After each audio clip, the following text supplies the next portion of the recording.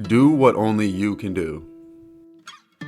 This especially pertains to creative processes, and in a way, everything is kind of creating, kind of what you're doing at all times. Is creating the life you want, creating the reality you want.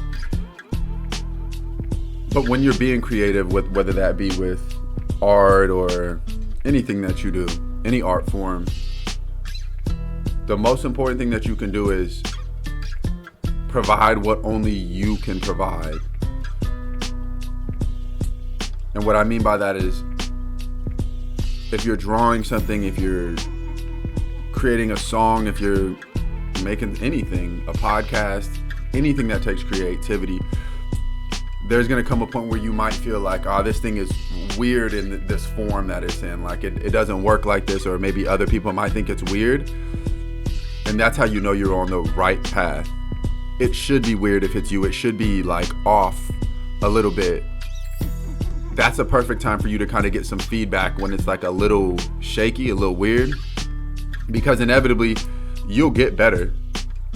You'll refine your process.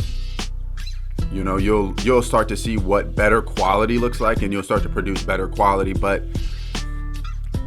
that's natural. The important thing is that you're creating something that cannot be replicated because you're a one-of-one person. So if it's your idea, if it's something that's completely original to you, it's going to be completely unique. And that's how you stand out. Not by trying to be someone different, but just by providing what your experience has provided you. Your experience is unique regardless. When you provide something that only you can provide, you're giving someone else something to latch onto that you might think is different and weird, but there might be so many other people with that same quality.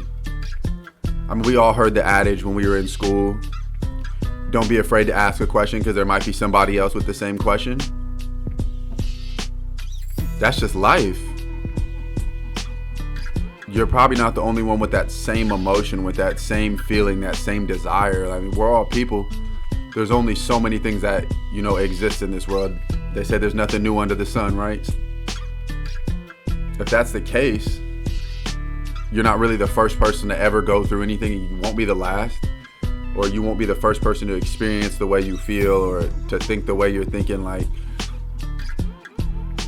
that's going to be what people appreciate you for, is your originality.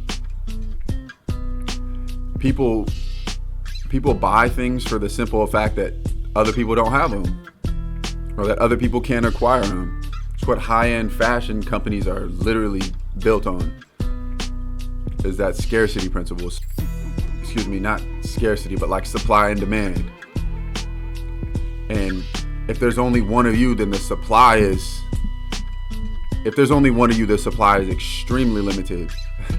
It's exclusive. Limited wouldn't even be the right word. It's exclusive. So the value should be at the utmost, the highest level. You get to determine that value. But that's only if you're doing what only you can provide. If you're doing what other people are doing, then your value is tied to the group.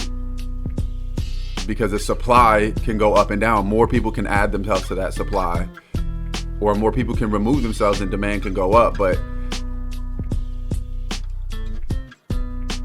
the point I'm making is you have unique tastes and qualities about you, and that's going to be what people appreciate about you. Bring to the table what only you can bring to the table. Bring the dish that only you can bring. Because nobody else has those ingredients. Only you have them.